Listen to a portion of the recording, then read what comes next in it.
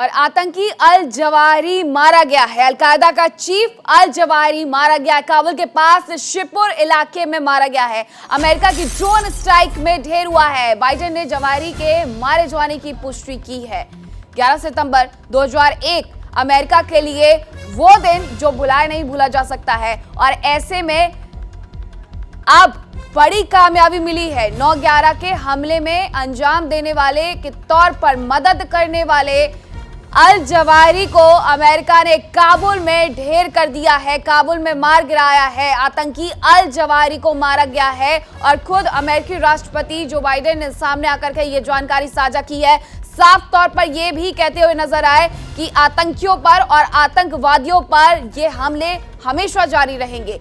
काबुल यानी अफगानिस्तान की राजधानी, वहां जाकर के CIA ने ये बड़ा अंजाम दिया है, बड़ा ऑपरेशन ये, जो आतंकी अल जवाहिरी को ढेर कर दिया गया। अलकायदा का चीफ था अल जवाहिरी और उसे ढेर कर दिया गया है। काबुल के पास शिपुर इलाके में मारा गया है अल जवाहिरी।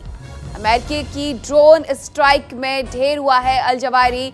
खुद जानकारी ये राष्ट्रपति के द्वारा दी गई है। जो बाइडेन सामने आते हैं, साफ तौर पर ये कहते हैं कि अलकायदा का चीफ अल जवाहिरी को CIA ने ढेर कर दिया है।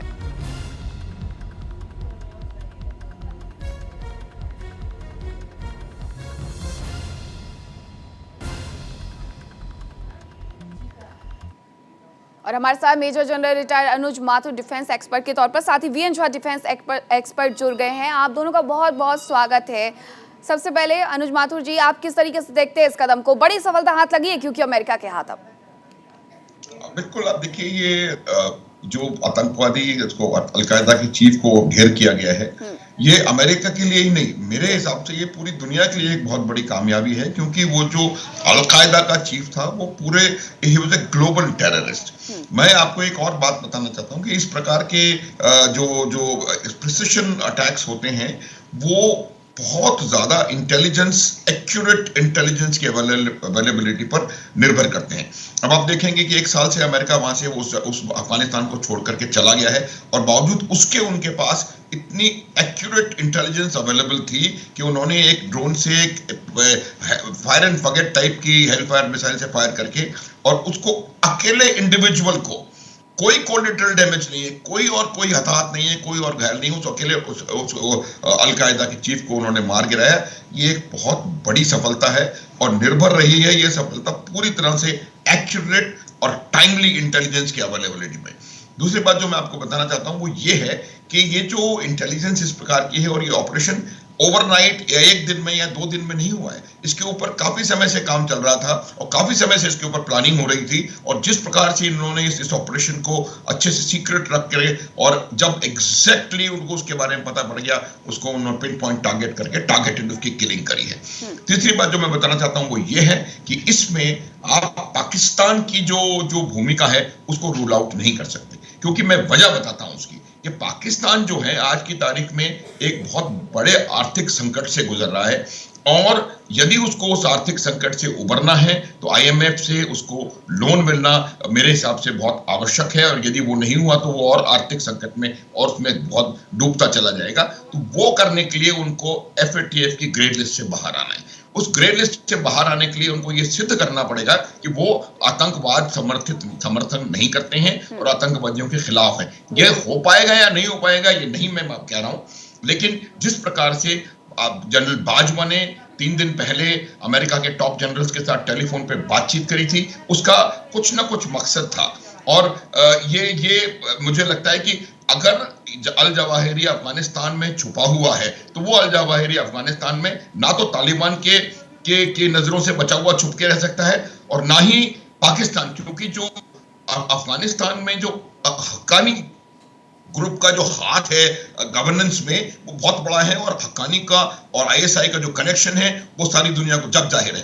तो ये भी मुझे लग रहा है कि जब सारी इंफॉर्मेशन पाकिस्तान के पास भी थी और तमाम इंफॉर्मेशन तालिबान के पास भी थी कि अल जवाहिरी कहाँ है और कैसे और किस प्रकार से वहां पर मौजूद है, और ये संभावना रूल आउट नहीं की जा सकती। लेकिन क्या पाकिस्तान इसमें सफल होगा, ये क्वेश्चन मार्क बना रहेगा, क्योंकि जो मैं हमेशा कहता रहा हूं कि नर्सरी जो है टेररिज्म की वो पाकिस्तान है।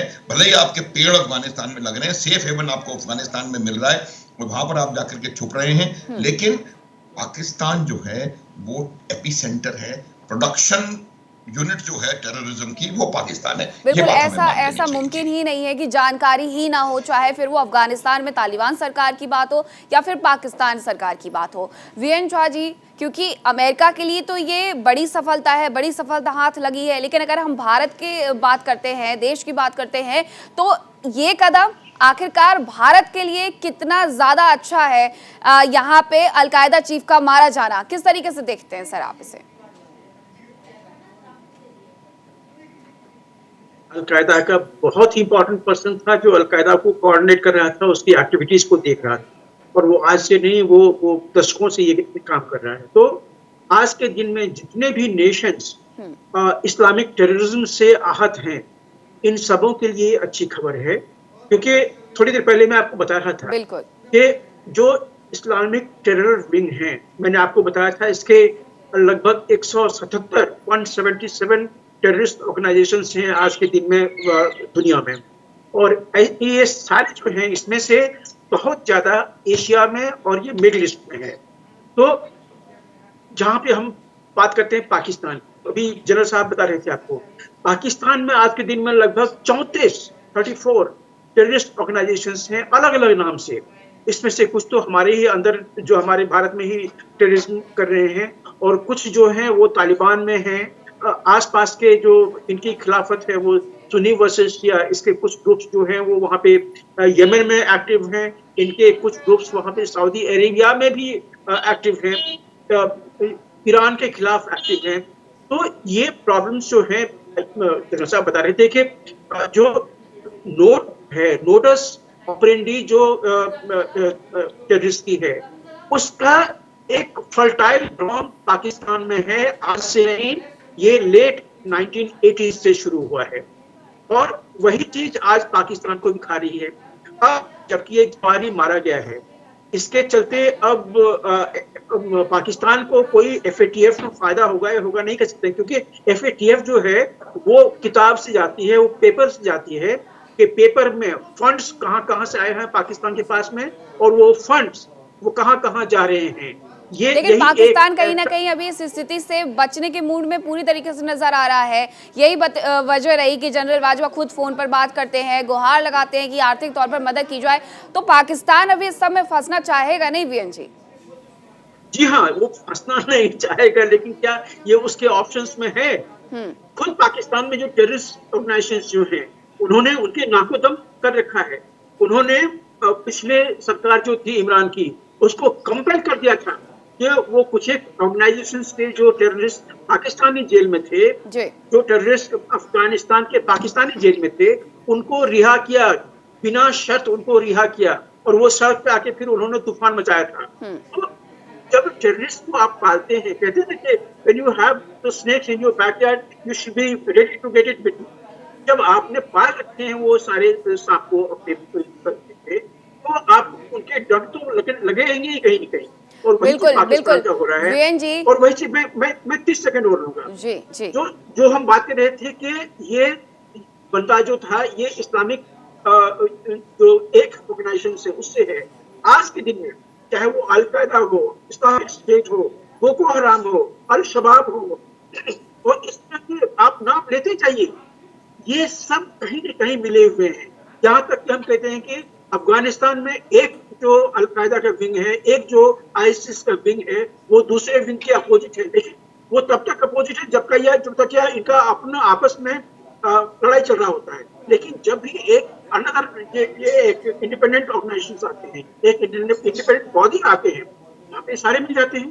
तो इस्लामिक स्टेट कोई भी हो, ये सब लगभग एक ही बर्तन के चट्टे बट्टे हैं, आप ये चीजें ध्यान में रखिए। बिल्कुल और वीएन जी, ये एक बात ही चट्टे बट्टे हैं, ये हम मानते हैं। नाग पंचमी और आज, और नागों को किस तरीके से पाकिस्तान पाल के रखता है, ये बहुत देखने को मिलता है। फिर ओसामा बिन लादेन के बारे में हो या किसी और के बारे में हो, जानकारी सब कुछ होती है, लेकिन बताना नहीं चाहते दुनिया के सामने। वही चेहरा ढक करके रहते हैं कि हमें जानकारी नहीं है। एफएटीएफ में अपने आप को साबित भी करना है। अनुज जी, वीएन जी, आप हमारे साथ बने रहें। दर्शकों को दिखाते हैं कि आखिरकार अल-कायदा का चीफ अल जवाहिरी था कौन। तो ग्राफिक्स के जरिए आपको समझाते हैं कि आखिरकार कौन था अयमान अल जवाहिरी। दुनिया के मोस्ट वांटेड आतंकियों में अल जवाहिरी का नाम शामिल था। जवाहिरी का जन्म 19 जून 1951 को मिस्र में हुआ था। मिस्र में जन्म हुआ था और जवाहिरी बचपन से ही धर्म को लेकर के कट्टर था। धर्म के बारे में कट्टर था। 15 साल की उम्र में कट्टरपंथी संगठन ब्रदरहुड के साथ जुड़ने पर गिरफ्तार भी किया गया। आतंकवादी बनने से पहले सर्जन था अल जवाहिरी। अगर हम पुराने उनके बैकग्राउंड की उसके बात करते हैं तो बैकग्राउंड काफी रिच है। कायरा विश्वविद्यालय से सर्जरी में मास्टर की डिग्री हासिल करी और अफगानिस्तान पर सोवियत कब्जे के बाद इस्लामिक जिहाद में शामिल हुआ। तो ये है अल जवाहिरी का पूरा बैकग्राउंड। इसी दौरान ओसामा बिन लादेन से मुलाकात होती है और ओसामा बिन लादेन के संपर्क में आने के बाद अल-कायदा की स्थापना की। जवाहिरी इसका सदस्य बन जाता है। तो इस तरीके से जुड़ना होता है इस पूरे ग्रुप से। अमेरिका में 9/11 हमले में 4 विमानों को हाईजैक करने में मदद की थी। ये भी जानकारी आपको बता रहे हैं कि जवाहिरी पर $25 मिलियन यानी करीब 2 अरब रुपए का इनाम भी था। दुनिया के मोस्ट वांटेड आतंकियों में जवाहिरी का नाम था। तो इस तरीके से ये पूरा बैकग्राउंड है। और अगर उनके और पीछे के बैकग्राउंड में जाते हैं तो दादा परदादा कितने पढ़े लिखे थे और उनका बैकग्राउंड कितना रिच था, ये भी नहीं भूलना चाहिए। लेकिन सोच वही थी आतंकवाद वाली। अनुज जी और वीएन जी लगातार हमारे साथ जुड़े हुए हैं। अनुज जी, एक जगह आपको पता है कि यहाँ काबुल में ये पूरा ऑपरेशन को अंजाम दिया गया है और काबुल में ऑपरेशन को अंजाम देने के बाद तालिबान सरकार जो है वो कह रही है कि हम इसकी निंदा करते हैं, इस तरीके से ऑपरेशन को अंजाम नहीं देना चाहिए था। क्या कहेंगे इसके बारे में? देखिए, मैं आपको एक बात बताऊं कि तालिबान सरकार के पास इस प्रकार का एक वो देने के अलावा कोई चारा नहीं है।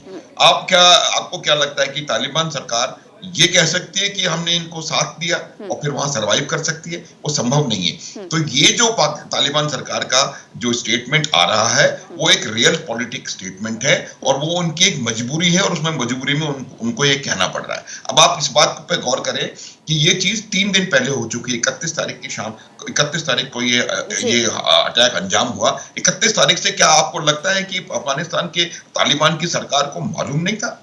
खास करके तब जबकि वो आदमी सिराजुद्दीन हक्कानी के घर में रह रहा था। सिराजुद्दीन हक्कानी जो है वो स्टेट मिनिस्टर, उनका पार्लियामेंट गवर्नमेंट में मिनिस्टर है। तो ये तमाम बातें उनको सब मालूम थी। वो भी इंतजार कर रहे थे कि कब अमेरिका इसको फॉर्मली डिक्लेयर करे और उसके बाद वो अपना एक स्टेटमेंट जारी करें। वरना अगर उनको वाकई इससे कोई बहुत बड़ी समस्या होती और इससे बहुत ज्यादा खिलाफत होती तो 31 को बोलते ये लोग। क्योंकि उनको ये बात आप मान लें निश्चित रूप से कि जब मारे गए हैं जवाहिरी, उसी समय उनको मालूम था कि वो मारा गया है, क्योंकि उसके बाद उन्होंने उसके परिवार को वहां से शिफ्ट किया है। तो तमाम चीजें बस वो भी खुल करके सामने नहीं आना चाहते थे। उसकी वजह ये है कि एक ड्रामेटिक पूरा सीन है जो कि वॉशिंगटन में लिखा गया है कि ऐसे होगा। आपको ये बता दूं कि हमारी इंटेलिजेंस एजेंसी को भी हमें भी पता था और उसी दिन पता था कि अल जवाहिरी को खत्म कर दिया गया है। ये इस बात को दर्शाता है कि अमेरिका भारत के ऊपर स्ट्रेटेजिकली और एंटी टेरर वॉर के माध्यम से कितना हमारे ऊपर विश्वास करता है। क्योंकि अगर ये चीज हमें 3 दिन पहले मालूम थी तो उनको पक्का इस बात का उनको हमारे साथ ये इंपॉर्टेंट इंफॉर्मेशन शेयर करने में कोई तकलीफ नहीं थी। तो ये बात आप मान के चलिए कि जो स्टेटमेंट वहां से आ रहे हैं वो उनकी मजबूरी है। लेकिन ये मेरा जहां तक सोच है ये definitely Taliban enabled, I will not say Taliban driven, Taliban enabled strike है। क्योंकि उनकी सरकार जब तक वहां पर है और वो उससे जब तक आपको एक्यूरेट पिन पॉइंट इंफॉर्मेशन नहीं मिलेगी, ये इस तरह का काम आप वहां पर कर नहीं सकते सक्सेसफुल तरीके से। और जहां तक सवाल ये इनको अमेरिका का डिक्लेरेशन का है, वो भी इस बात का पूरा यकीन करना चाहते थे कि बिल्कुल ये सही में जवाहिरी मारा गया है कि नहीं। क्योंकि जिस तरह से अफगानिस्तान से अमेरिका ने पिछले साल विड्रॉल किया था, इससे बहुत थू-थू हुई थी अमेरिका की, और वो कोई भी किसी किस्म का इसमें रिस्क नहीं लेना चाहते थे, चांस नहीं लेना चाहते थे कि वो शायद ना मरा हो और आप डिक्लेयर करते हो, फिर बाद में आपको you have to bite back your words. तो ये बात, तमाम चीजें 3 दिन के बाद डिक्लेयर होना और इस तरह का स्टेटमेंट तालिबान की सरकार से आना, श्योरिटी चाहिए होती है, कहीं ना कहीं श्योरिटी चाहिए होती है, तभी जाकर के दुनिया के सामने आप जाकर के खड़े हो सकते हैं, कह सकते हैं डंके की चोट पर कि हाँ ऐसा हुआ है। वीएन जी, अलकायदा एक वो ग्रुप जिसने 2001 में इतने बड़े यहाँ लोगों को इतना ज्यादा नुकसान पहुंचाया, इतना बड़ा आतंकवादी जो उनकी मुहिम थी उसे उन्होंने छेड़ा, यहाँ पर 3000 लोगों की जान ले ली। पाकिस्तान हो या फिर अफगानिस्तान हो, पाकिस्तान में ओसामा बिन लादेन छिपा हुआ था, इसकी जानकारी पाकिस्तान को थी। यहाँ तालिबानियों को भी इस बात की पूरी जानकारी थी कि अफगानिस्तान में अलकायदा चीफ अभी छिपा हुआ है। जानकारी ये लोग आखिरकार देते क्यों नहीं है, साझा क्यों नहीं करते हैं? इस तरीके से ये इनको बढ़ावा देते हैं और फिर खुद के देश के अंदर की जो हालत हो जाती है उसके लिए दर दर भटकते हैं। ये बात तो जाहिर है कि ये जो इंटेलिजेंस आया हुआ था अल जवाहिरी के लिए, जो सीआईए के पास में गया था, ये गया तो था अफगानिस्तान से ही, और ये देने वाले कौन होंगे? चाहे वो तालिबान के अपने कोई कमांडर होंगे या इन्फॉर्मर होंगे या वहाँ के लोकल्स होंगे, या फिर जैसे जनरल साहब बता रहे थे भी कि हो सकता है कि पाकिस्तान के थ्रू कंट्रोल्ड जो कुछ टेररिस्ट अभी भी अफगानिस्तान में हैं, शायद उन्होंने ये इंफॉर्मेशन दी हुई होगी।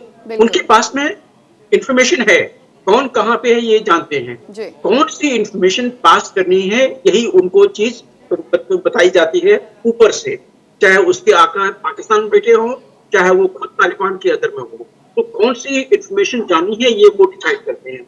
और एक और बात इसमें होगी, आपको याद होगा जब वो अफगानिस्तान में काबुल में जब वो टेररिस्ट की जो बॉम्बिंग हुई थी, जिसमें जो लोग मारे गए थे, इसको न्यूट्रलाइज करने के लिए जो एक क्रेडिबल इंटेलिजेंस अमेरिका के पास में आया था, जिसके उन्होंने बॉम्बिंग की थी ड्रोन पे, और उसमें सिविलियन मारे गए थे, 11 सिविलियन मारे गए थे। तो शायद कहीं ना कहीं ये एक हल्का सा डर होगा सीआईए के द्वार में कि पहले कंफर्म कर लेते हैं कि अल जवाहिरी ही मारा गया है और उसके बाद इस इंफॉर्मेशन को पब्लिक करेंगे।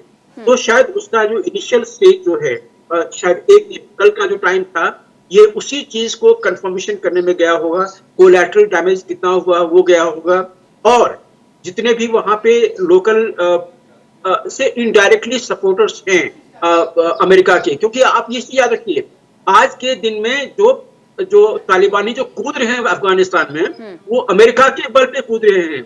वहां पे आज के दिन में $36 बिलियन वर्थ का जो इक्विपमेंट है, साजो सामान है, मिलिट्री साजो सामान, ये वो ऑपरेट कर रहे हैं, और इसको ऑपरेट करने की जो नो हाउ है वो तालिबानी में नहीं है। ये चीजें अभी भी डायरेक्टली या इनडायरेक्टली अमेरिका ये चीज बताती है। तो अमेरिका का अभी भी इन्फ्लुएंस है तालिबान के कुछ एलिमेंट में। तो ये सारे इंफॉर्मेशन आए होंगे, इंटेलिजेंस इनपुट के बिना आप कहना चाहती हैं कि ये मुहिम सफल नहीं हो सकती थी। जी अनु जी, क्योंकि सबसे पहले जब अलकायदा चीफ जो पहला था ओसामा बिन लादेन को लेकर के पूरा एक वीडियो जारी किया गया था कि आखिरकार किस तरीके से इस ऑपरेशन को अंजाम दिया गया, ओसामा बिन लादेन को मारा गया। हालांकि अभी अल जवाहिरी को किस तरीके से मारा गया इसके बारे में ज्यादा जानकारी अमेरिका के द्वारा दी नहीं गई है, लेकिन क्या दोनों ऑपरेशन में कुछ समानताएं रही होंगी? बिल्कुल, देखिए मीनाक्षी, आप बिल्कुल सही कह रही हैं, दोनों ऑपरेशंस में कुछ नहीं, काफी समानताएं हैं। काफी समानताएं इसलिए आप देखिए कि उनको एग्जैक्ट पिन पॉइंटेड लोकेशन पता थी, उनको एग्जैक्टली ये पता था कि उसका रूटीन क्या है, कब वो वहां पर अकेला मिलेगा, कब उसका परिवार वहां पर नहीं होगा, कहां पर फायर करना है, क्योंकि ये इतना आसान नहीं होता है कहीं भी जाकर के टारगेटेड पिन पॉइंटेड किलिंग को करना। ये बहुत ज्यादा जरूरी है कि आपके पास बिल्कुल उसकी एक्यूरेट इंफॉर्मेशन हो, और खास करके तब जबकि आप अटैक ड्रोन